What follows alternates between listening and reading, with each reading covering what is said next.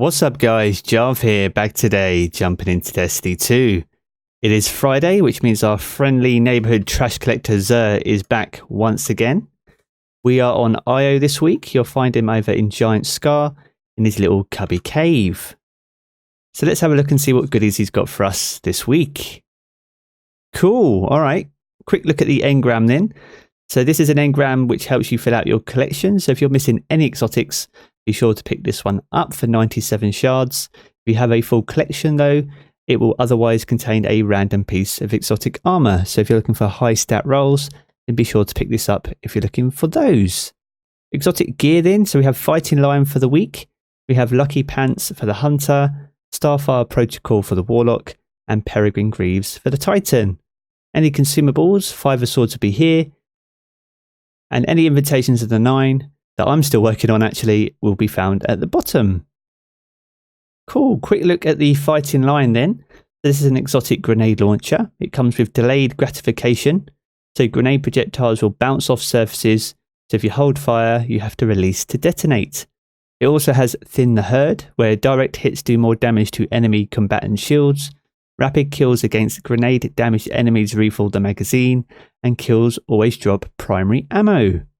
Now this is a very interesting grenade launcher. It's actually quite fun once you get used to using it, and it's really good for if you're going after mountaintop and things like that.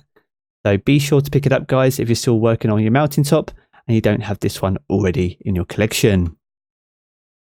Lucky Pants for the Hunter. So we have the Void Affinity with 48 stats are still the trash rolls from the collection.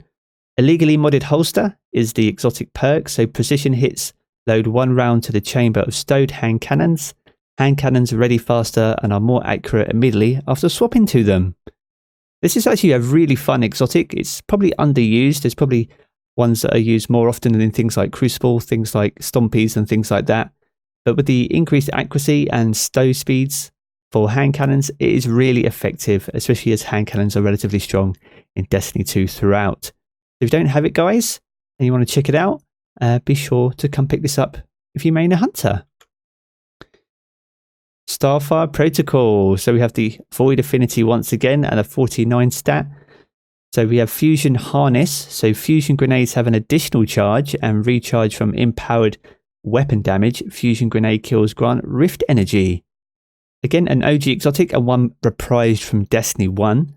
Now this is actually a good exotic to use. Actually, when you get the fusion kill, you can get a full rift. So it's effective for things like Callus. I used to use it a lot for that back in the day, but there are definitely more popular ones, things like Lumefaction boots. If you can get a Void Affinity on one of those, then that would be preferable for a Warlock, especially if you're running rifts and things like that.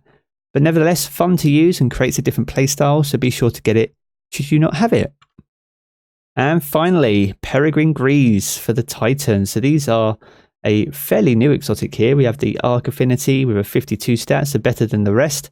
And we have Peregrine Strike as the armor's perk. So all shoulder charge abilities, the Seismic Strike, Hammer Strike or Shield Bash deal bonus damage when activated in the air.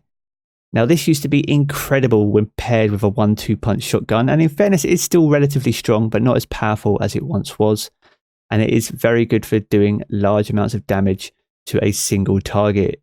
So if you still want to pair this with a 1-2 punch, then be sure to do that. No ornaments, sadly, but nevertheless a very fun exotic to use if you want to yeet a few bosses and things like that. Be sure to come pick it up if you don't have it. So there we have it guys, that's going to wrap up Zer for this week. He, as I said, he's over on Io, so be sure to come check him out.